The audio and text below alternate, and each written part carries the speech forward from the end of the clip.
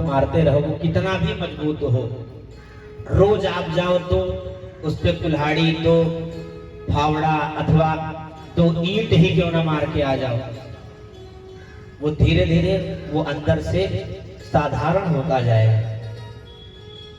लोहे में भी आप क्यों ना बार बार चोट मारो, उसका भी एक दिन आएगा कि वो थोड़ा टेढ़ा हो जाएगा। तो इसलिए संतों की कृपा से तीर्थ में जाने से हमको थोड़ा ज्ञान प्राप्त होता है, भगवान के प्रति आस्था होती है। तो बिनु सत्संग विवेक न होई, बिनु सत्संग विवेक न होई, राम कृपा बिनु सुलभ न सोई।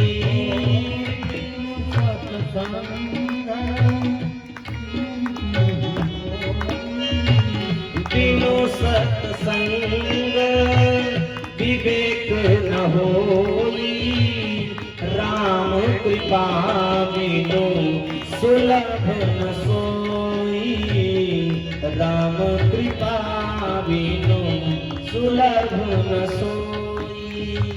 तो संत को भी भगवान ने ही अपने सचिव के रूप में नियुक्त किया है। वो संत अपना नाम नहीं, भगवान के नाम के प्रति प्रेरित करते हैं। और मैं ये बार बार कहता हूं, हम गुरु को भगवान माने, लेकिन गुरु भी अपने को भगवान अगर मान के बैठ गया तब गड़बड़ हो जाएगा। मैं बार बार कहता हूं, परंपरा, आप विचार करिए, परंपरा, हम भगवान तक जुड़े हैं, इसका पता हमको कैसे चलेगा? हम अपने पूर्वजों को जानते हैं, इसका पता कैसे चलेगा? पर दादा के पुत्र दादा हैं, दादा के पुत्र पिता हैं, पिता के पुत्र हम हैं, हमारा पुत्र कोई और है, तो ये तो परंपरा बनी चली आई ना। हमको तभी तो अपने दादाजी का ज्ञान होगा, दादाजी की बातों का ज्ञान होगा। तो भगवान श्री कृष्ण कहते हैं कि श्रद्धा पूर्वाः सर्वधर्मा मनोरथ फलप्रदाः, श्रद्धया साध्यते सर्वं, श्रद्धया तुष्यते हरिः। नारद पुराण का यह वचन है, भगवान खुद कहते हैं, श्रद्धा पूर्वक आचरण में लाए गए सभी धर्मों में मनोवांछित फल की प्राप्ति होती है। देखिए, भगवान श्रद्धा से ही प्राप्त होते हैं। आपके अंदर श्रद्धा है कि नहीं है? भगवान को आवश्यकता नहीं है आपके रुपए, पैसे, हीरे मोती। भगवान जहां शयन करते हैं पता है, रत्नाकर है, रत्नाकर। रत्नों का जो भंडार जहां पर होता है, वहां भगवान उसके ऊपर शयन करते हैं। तो आप भगवान को क्या हीरे देकर प्रसन्न कर लोगे?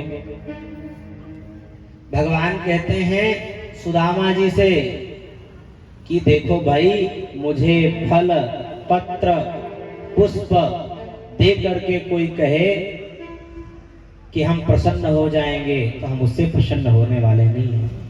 हाँ, श्रद्धा पूर्वक कोई अर्पित करता है तो हम उसका मैं जो है ना, उसको मैं समाप्त कर देता हूं।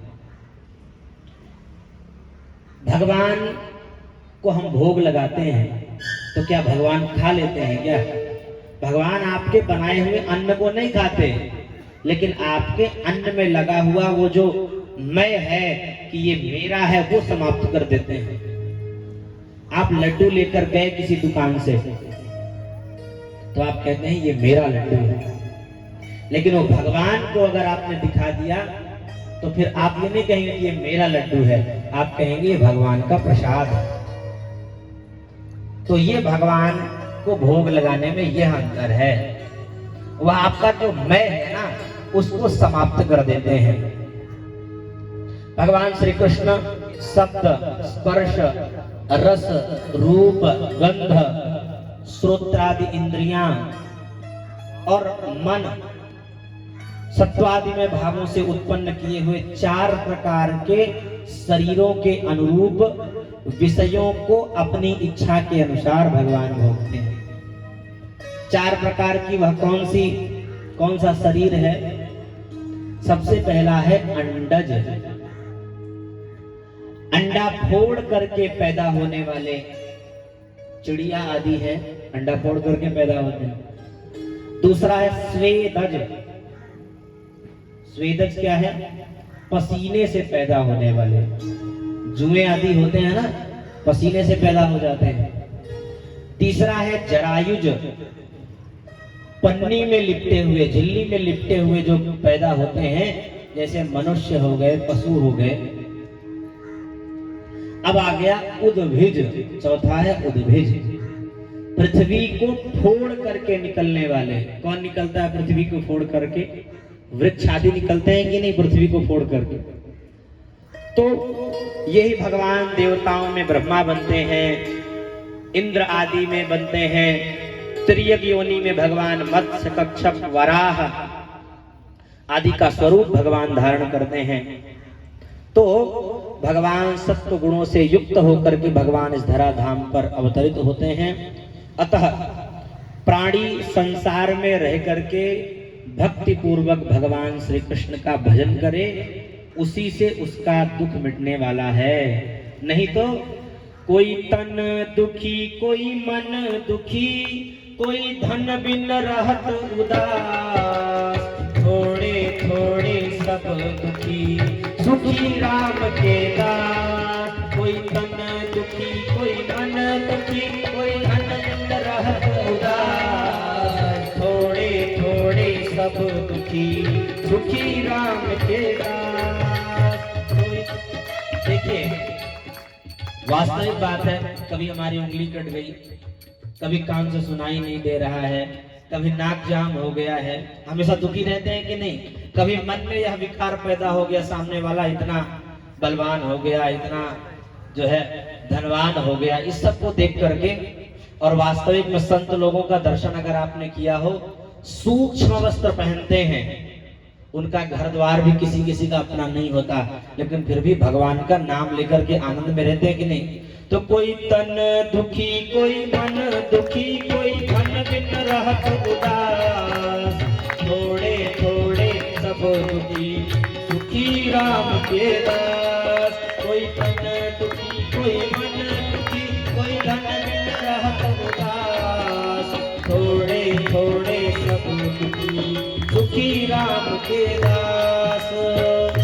आगे जड़ भरत जी का चरित्र आएगा। भरत जी पूर्व काल में राजा होते हैं, फिर से उनका जन्म होता है, तो वो फक्कड़ ब्राह्मण के यहाँ जन्म लेते हैं।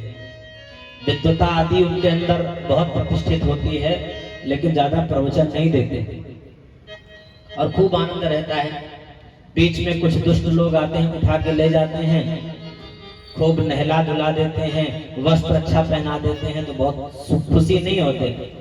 और जब तलवार लेकर के वो राक्षस उनके गले पर लगाता है, तब भी दुखी नहीं होते। यही संत है। तो यहाँ पर श्री शौनक जी महाराज ने प्रश्न किया है, सूत सूत महाभाग, वदनो वदतांबर, कथां भागवती पुण्यां, यदा भगवान शुकः। भागवत कथा जिसे भगवान श्री सुखदेव जी महाराज ने सुनाई, कृपा करके सूत जी महाराज वही कथा आप हमको सुनाइए। शौनक जी ने कहा, कस्मिन् युगे प्रवृत्तेयं स्थाने वा केन हेतुना। ये जो कथा आप हमको सुनाने जा रहे हैं, ये बताइए कि ये कथा कहाँ सुनाई गई, किस कारण से सुनाई गई, यह सब बताने की कृपा करें। अब श्री सूत जी महाराज कहते हैं कि माता के गर्भ में बहुत वर्ष तक श्री सुखदेव जी महाराज रहे। इसी प्रसंग से अमर कथा आदि का भी प्रसंग जुड़ा है कि सुख रूप में श्री सुखदेव जी महाराज तोते के रूप में होते हैं। एक समय भगवती पार्वती भगवान शिव से निवेदन करती हैं कि भगवान, हमने अमर कथा बहुत सुना, अमर कथा का नाम बहुत सुना, लेकिन अमर कथा सुनी नहीं, आखिर है क्या इस अमर कथा। प्रसंग आता है कि वहीं पर वह तोता होता है, उसकी माँ भी होती है। अमर कथा जब भगवान शिव सुनाने लगते हैं तो बीच में भगवती पार्वती सो जाती हैं। तो उसमें प्रसंग होता है कि बीच बीच में आप भगवान, इसीलिए भगवान का नाम संकीर्तन हम कराते हैं।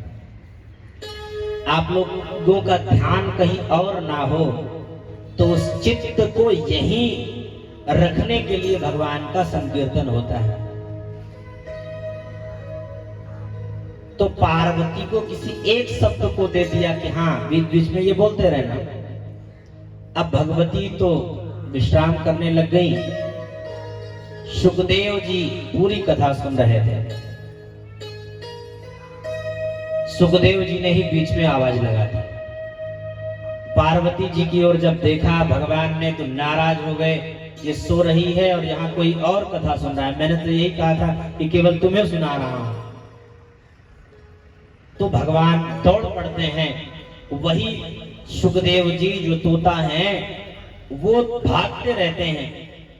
उसी समय श्री वेदव्यास जी की पत्नी भगवती उस समय मुख को खोल करके श्वास ले रही होती हैं और भगवान प्रविष्ट हो जाते हैं। तो वही 12 वर्ष तक, कहीं प्रसंग में 16 वर्ष तक है। इसमें अमर कथा में बहुत बड़ी कथा है, तो मैं सूक्ष्म में ही कथा सुना रहा हूं क्योंकि इस प्रसंग में वो प्रसंग नहीं है। तो इसलिए वही सुखदेव जी 12 वर्ष तक गर्भ में क्यों रहे। सुखदेव जी महाराज कहते हैं कि अगर मैं गर्भ के बाहर आऊंगा तो भगवान की माया हमको लपेट लेगी। तो भगवान की माया लपेट लेगी तो भगवान की जो प्राप्ति होनी है वो नहीं होगी। बार बार वेदव्यास जी निवेदन करते हैं, अरे भैया तुम निकल आओ बाहर, जब गर्भ में ही तुमको इतना ज्ञान है माया का तो बाहर आओगे तो तुम्हें माया कैसे लपेटेगी। भगवान ने जब आश्वासन दिया कि चिंता मत करो, मेरी माया तुम्हें नहीं लपेटेगी, तब सुखदेव जी महाराज अपनी मां के गर्भ से बाहर आए। लेकिन कह दिया गर्भ से बाहर आते ही मैं रुकूंगा नहीं। तो जैसे ही गर्भ के बाहर आए सुखदेव जी महाराज तुरंत चल पड़े, घर में रुके नहीं, जैसे ही चल पड़े। वेदव्यास जी भी पीछे पीछे भागते चले जा रहे हैं। वेदव्यास जी चल रहे हैं, परीक्षित जी सुखदेव जी महाराज आगे आगे भाग रहे हैं, चिल्ला रहे हैं बेटा रुक जाओ, बेटा रुक जाओ। कौन ऐसा माता पिता होगा जिसके बच्चे उसको छोड़कर चले जाएं और वो दुखी ना हो। कभी कभी किसी किसी माता पिता के पुत्र आदि बचपन से ही सन्यासी हो जाते हैं, बेचारे बड़े दुखी हो जाते हैं। तो उसी तरीके से इनका भी दुख निकल रहा है। जैसे आगे बढ़े, एक सरोवर में बहुत सारी माताएं बहनें बिना वस्त्र के स्नान कर रही थी। सुखदेव जी महाराज आगे चले गए तो वो नहाती रही, लेकिन वेदव्यास जी जैसे आए तो सभी ने दौड़ करके वस्त्रों को पहन लिया। वेदव्यास जी रुक गए। माताओं मुझे एक बात बताओ, वह युवक है, उसको देख करके तुम सबने वस्त्र धारण नहीं किए, लेकिन मैं वृद्ध हो गया तो आप लोगों ने वस्त्र पहन लिए। उन माताओं ने कहा सुनो वेदव्यास जी महाराज, आप आपकी नजर में स्त्री और पुरुष में भेद है, आपको वह ज्ञान है, तो आपको देख करके हमने वस्त्र धारण कर लिया। लेकिन वह जो बालक अभी गया, उसकी दृष्टि में स्त्री पुरुष में भेद नहीं है। और जो भगवान का भक्त होता है, उसकी नजर में कोई किसी का भेद नहीं होता। हरि व्यापक सर्वत्र समाना, हरि व्यापक सर्वत्र समाना, प्रेम ते प्रगट होहि मैं जाना, प्रेम ते प्रगट होहि मैं जाना। तो भगवान का जब स्मरण करना हो, भगवान को देखना हो, तो कुत्ते, बिल्ली, वृक्ष, जल, कहीं भी आपको दर्शन हो जाएंगे। लेकिन कोई ये कहे कुत्ता पाल लेने के बाद कि अरे कुत्ते में भी तो भैरव जी हैं, केवल कुत्ते को मान लिया, बाकी सबको बाहर कर दिया, तो इससे भगवान नहीं मिलने वाले। जब आपको भगवत दर्शन करना है तो सभी में भगवत दर्शन करो। तो यही स्थिति भगवान की प्राप्ति की है। देखिए, जब आकाश से जल गिरता है तो आप देखिए, आकाश से जो जल गिरता है वो श्वेत होता है, सफेद होता है। लेकिन जैसे ही नीचे गिरता है वो गंदा हो जाता है, एकदम मैला हो जाता है। तो उसी प्रकार से सुखदेव जी महाराज कह रहे थे कि हमको बाहर नहीं आना, लेकिन भगवान ने जब आज्ञा दी तो उनको बाहर आना पड़ा। अब श्री शौनक जी महाराज ने प्रश्न किया है कि सूत जी, परमहंस श्री सुखदेव जी महाराज जो देखने में बिल्कुल पागल की तरह दिखाई दे रहे थे, उन्होंने राजर्षि परीक्षित को कथा कैसे सुनाई, क्यों सुनाई? अब ये मुझे बात बताइए, परीक्षित जी तो राजा थे, सम्राट थे, उन्होंने इतनी जल्दी अपने राज्य लक्ष्मी का त्याग कैसे कर दिया और भागवत कैसे सुनने लग गए? वह सब हमें बताने की कृपा करें। सूत जी महाराज कहते हैं, द्वापरे समनुप्राप्ते तृतीये युग पर्यये जातः पराशरद्योगी वासव्याम कलया हरे। ऋषियों, त्रेता युग जब समाप्त हुआ, द्वापर युग का आरंभ हुआ, तो उस समय भगवान के कला रूप पराशर मुनि के द्वारा सत्यवती के गर्भ से व्यास जी का प्राकट्य हुआ।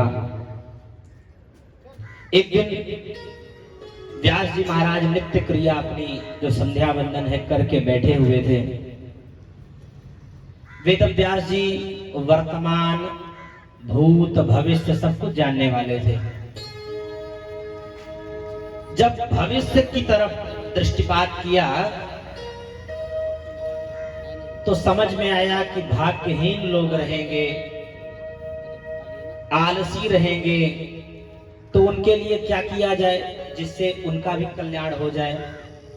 तो वेद के 4 विभाग किए, ऋग, यजुः, साम, अथर्वाख्य, वेदश्चत्वार उद्धृताः, इतिहास पुराणं च पंचमो वेद उच्यते। व्यास जी ने वेद के 4 विभाग किए, ऋग्वेद, यजुर्वेद, सामवेद, अथर्ववेद। 4 वेदों को पृथक्करण उनका किया, इतिहास और पुराण, पंचम वेद के रूप में महाभारत आदि की रचना कर दी। और चित्त को शांति नहीं मिली तो 17 पुराण लिख दिए। इसके बाद भी बड़े दुखी थे। दुखी वो अपने दुख से दुखी नहीं थे, हम आप सब जो अभी कलयुगी लोग हैं, हम सबके कल्याण के लिए वो दुखी थे, बड़े दुखी थे। उसी समय श्री नारद जी महाराज का आगमन हो गया। नारद जी महाराज भी दिन भर भगवान का नाम लेते रहते हैं। श्रीमन्नारायण नारायण नारायण नारायण नारायण नारायण श्रीमन्नारायण नारायण नारायण नारायण नारायण नारायण श्रीमन्नारायण नारायण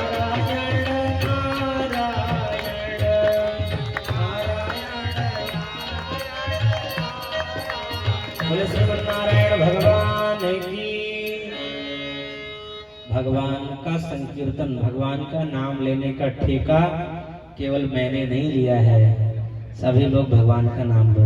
कल्याण केवल मेरा नहीं होगा, आप सबका भी होगा। तो नारद जी महाराज आए, नारद जी महाराज को उठ करके उनका स्वागत किया है। पूजया मास विधिवन् नारदं सुरपूजितम्।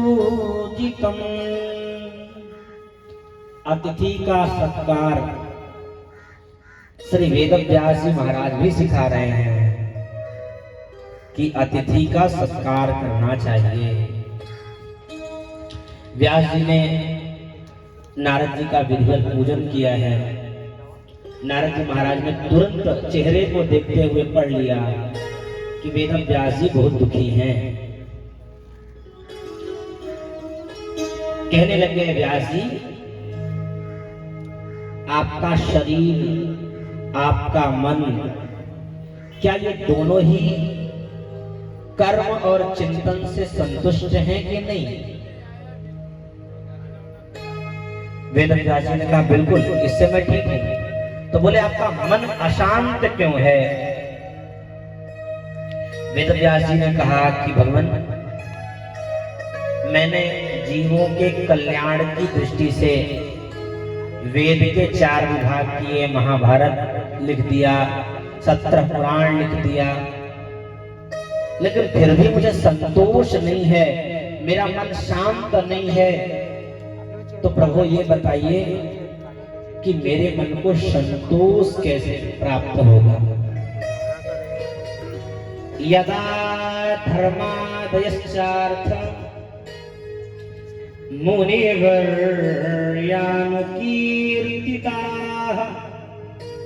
न तथा वासुदेवस्य महिमा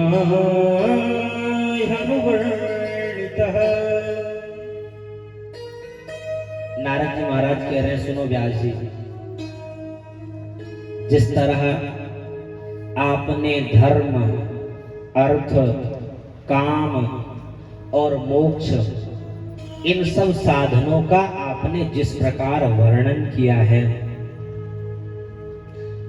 उस प्रकार आपने भगवान वासुदेव की महिमा नहीं गाई। उनकी लीलाओं को आप लिखिए, उनकी लीलाओं को आप गाइए, तभी आपके मन को शांति मिलेगी। मन की शांति का लाइसेंस अगर किसी के पास प्राप्त है तो भगवान के पास प्राप्त है। और वास्तविक में भगवान का नाम ले लीजिए, मैं कहता हूं सारी समस्या, आपके हृदय की समस्या में, बाहरी समस्या से हमारा कोई लेना लाना नहीं है, आंतरिक समस्या आपकी समाप्त हो जाएगी। एक बड़ा प्रचलित गीत है, भजन है, जिस भजन में राम का नाम न हो उस भजन को गाना ना चाहिए। जिस भजन में राम का नाम न हो उस भजन को गाना नहीं चाहिए। जिस भजन में राम का नाम न हो उस भजन को गाना ना चाहिए। जिस भजन में राम का नाम न हो उस भजन को गाना नहीं चाहिए। चाहे कितना ही बेटा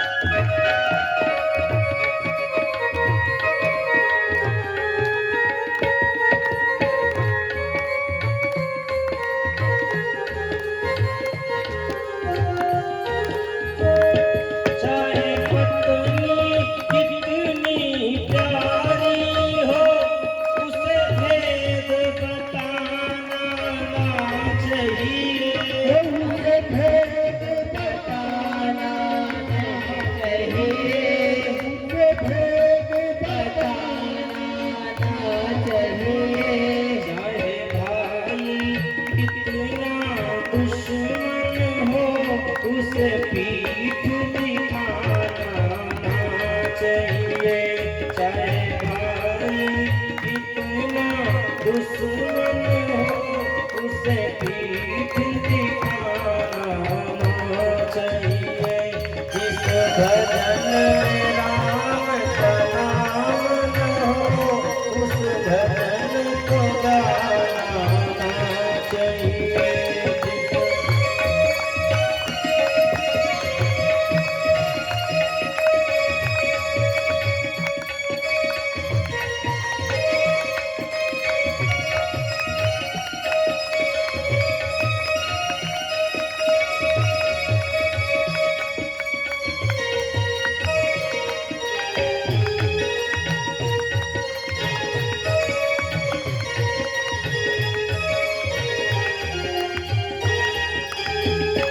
जिसने हमको जन्म दिया, दिल उसका दुखाना चाहिए। जिस माँ ने हमको जन्म दिया, दिल उसका दुखाना नहीं चाहिए। ध्यान दें, माताएं बहुत ध्यान दें। अगर आप अपने पुत्र को ये सिखाएंगे कि दादी को कुर्सी मत देना, उसका डंडा छीन लो, उसको गाली दे दो, तो वो आपके साथ भी बीतने वाला है। माँ तो माँ होती है, माँ को चाहिए, माँ वात्सल्य की देवी है, माँ जन्मदात्री है।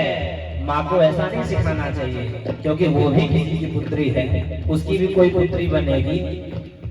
तो इसलिए माता को ऐसा नहीं करना चाहिए। जैसा सिखाओगे वैसा पाओगे।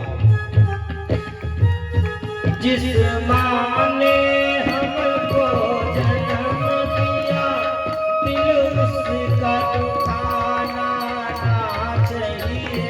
जिस माँ ने हमको जन्म दिया, दिल उसका दुखाना नहीं चाहिए। जिस पिता ने हमको पाला है, उसे कभी सताना ना चाहिए। जिस पिता ने हमको पाला है, दिल उसका दुखाना नहीं चाहिए। सीता राम राम राम राधे श्याम श्याम श्याम सीता राम राम राम राधे श्याम श्याम श्याम। सीता राम राम राम राधे श्याम श्याम श्याम सीता राम राम राधे श्याम श्याम। बोले से सीता रामचंद्र भगवान की जय। ठाकुर जी को यहाँ लाके यहाँ लाइए। तो व्यास जी महाराज, आप एक कार्य करिए कि भगवान की लीला कथाओं का वर्णन कीजिए, तभी आपको शांति मिलेगी। देखिए, भगवान का नाम का प्रभाव आप सुनिए। मैं अपने पिछले जन्म की कथा आपको बताता हूं। मैं पूर्व जन्म में दासी पुत्र था। चातुर्मास में हमारे यहाँ संत लोग आए। संत लोग प्रवचन करते थे, संकीर्तन करते थे, उनके साथ मैं भी संकीर्तन करता था। वो लोग रोज हवन करते थे, तो लकड़ियां बीनने के लिए हम भी उनके साथ जंगलों में जाया करते थे। वो जब प्रसाद पा लेते थे, तो जो बचा हुआ प्रसाद होता था उसको हम भी पा लेते थे। कालांतर में ऐसा हुआ, चातुर्मास पूर्ण हुआ, संत लोग जाने लग गए। जब संत जाने लग गए, तो क्योंकि उन्होंने इतना संकीर्तन करवाया कि हमारा प्रभाव, हमारा स्वभाव भी भगवान में लग चुका था। तो मैंने सोचा कि मैं भी इनके साथ चला जाऊं, लेकिन मैं अपनी माँ का अकेला पुत्र था। संतों से निवेदन किया तो संतों ने कहा, देखो तुम्हारी माँ ने इतनी हमारी सेवा की, और कहीं तुमको मैं लेकर चल दिया ना तो मुझे हजारों गालियां हमको देंगी कि देखो इनकी इतनी सेवा की, एक ही हमारा बेटा था उसको भी लेकर चले गए। तो एक काम करो, हमारे साथ भी चलोगे तो भगवान का भजन ही तो करोगे ना। तो मैं तुमको मंत्र दे रहा हूं, इसी मंत्र का जप करते रहना। अब वो महात्मा लोग तो चले गए, लेकिन नारद जी का मन भी, पूर्व में जो दासी पुत्र नारद थे उनका मन भी संतों में लगा रहा। संत तो चले गए, तन यहां मन वहां। अब उनको ये संदेह हो कहीं माता मेरा विवाह न कर दे। रोज मैया विवाह की चर्चा करने लग जाए, तो मैंने सोचा कि विवाह न हो जाए, बड़ी समस्या होगी। एक दिन ऐसा हुआ कि मेरी माँ गाय का दूध निकालने के लिए जा रही थी।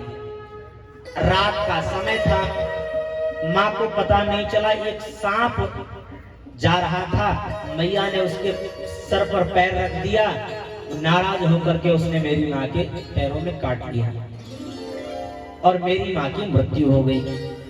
माँ की मृत्यु हुई। जो भी संस्कार हमारे सनातन धर्म में है उन संस्कारों को हमने किया, और संस्कार करने के बाद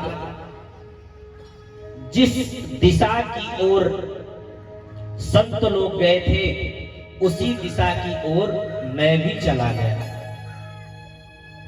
बहुत दूर तक चला, एक जंगल में एक सरोवर दिखाई दिया। प्यास लगी थी, मैंने सोचा पानी पी लूं, जल पी लूं। जैसे ही जल पी करके अपनी प्यास को बुझाई, एक बड़ा दिव्य वृक्ष वहां पर दिखाई दे रहा था। वहीं पर जाकर के मैं बैठ गया। बैठने पर भगवान का जो वह मंत्र मुझे मिला था संतों के द्वारा, उसका मैं जप करने लग गया।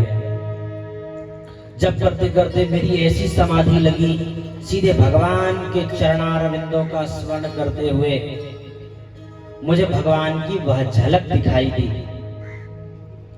अब तो आनंद का पारावार नहीं रहा, साक्षात भगवान मेरे हृदय में आकर के विराजमान हो गए। यह प्रसन्नता थी, यह आनंद था, मैं भाव जगत में बह रहा था। उसी क्षण वह जो प्रतिमा थी वह गायब हो गई। जैसे ही गायब हो गई मैं छटपटाने लग गया।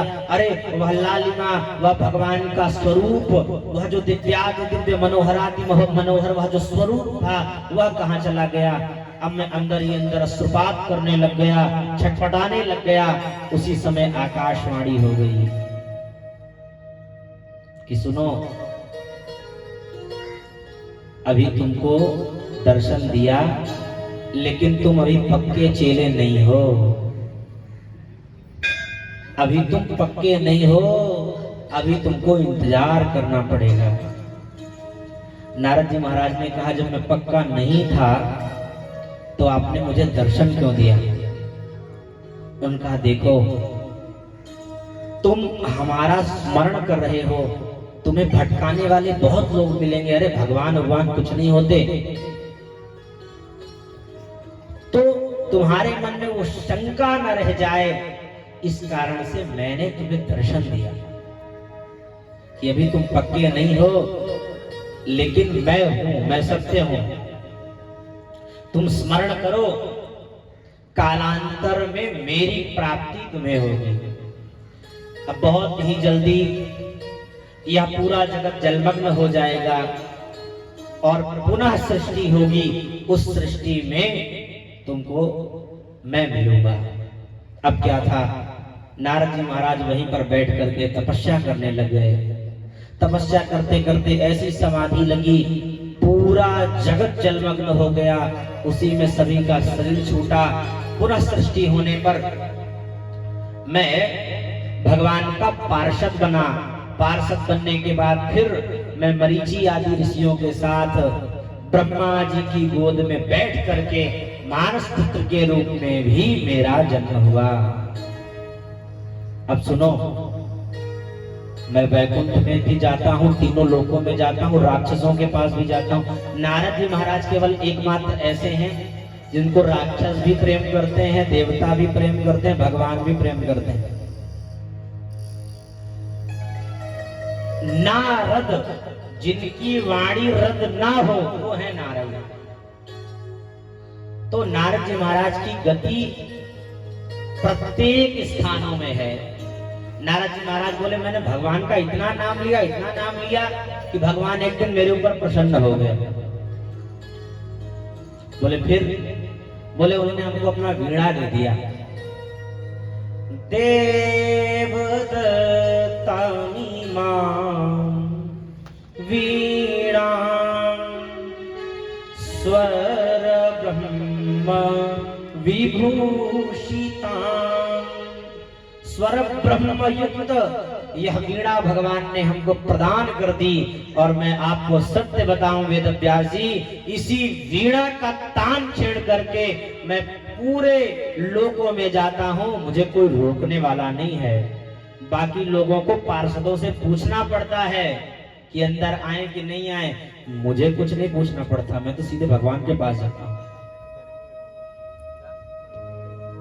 तो वेदव्यास जी, आप भगवान के नाम को लिखिए, भगवान की लीलाओं को लिखिए, जिससे सभी का कल्याण होने वाला है।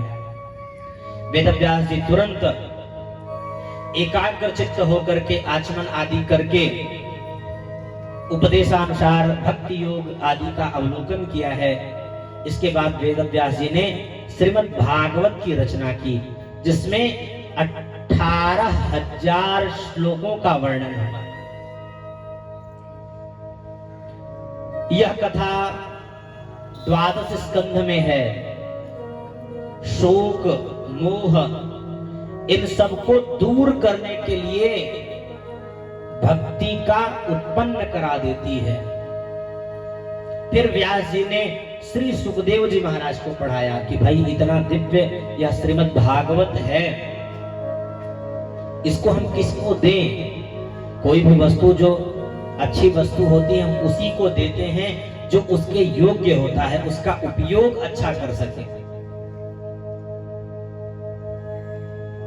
तो सुखदेव जी जैसा परमहंस कोई और नहीं है, जो जन्म लेते ही परिव्राजक हो गया, जो जन्म लेते ही संन्यास की तरफ चल पड़ा, उससे अच्छा विरक्त कोई और नहीं है। उसको ही यह भागवत पढ़ाया जाए और वास्तविक में ज्ञान दिया। जो माताएं वृद्ध हैं, बैठने में समस्या है, वो कुर्सी में बैठ जाएं। थोड़ा जो युवावस्था वाली बहनें भाई लोग हैं वो नीचे बैठ जाएंगे। तो अब वेदव्यास जी ने भागवत कथा लिखा, सुनाया। सुखदेव जी महाराज ने समय पाते ही यह कथा किसको सुनाई? परीक्षित को सुनाई। परीक्षित जैसा निवृत्ति परायण राजा और कोई नहीं हो सकता। परीक्षित जी को कहा जाता था देवर्षि, नहीं, परीक्षित जी को राजर्षि। राजा होते हुए जो ऋषि जैसे हैं वो है राजर्षि परीक्षित। सूत जी महाराज कहते हैं, हे ऋषियों, अब मैं तुमसे राजा परीक्षित के जन्म, कर्म और मुक्ति के विषय में कहूंगा, जिससे भगवान श्री कृष्ण के विषय में वह बात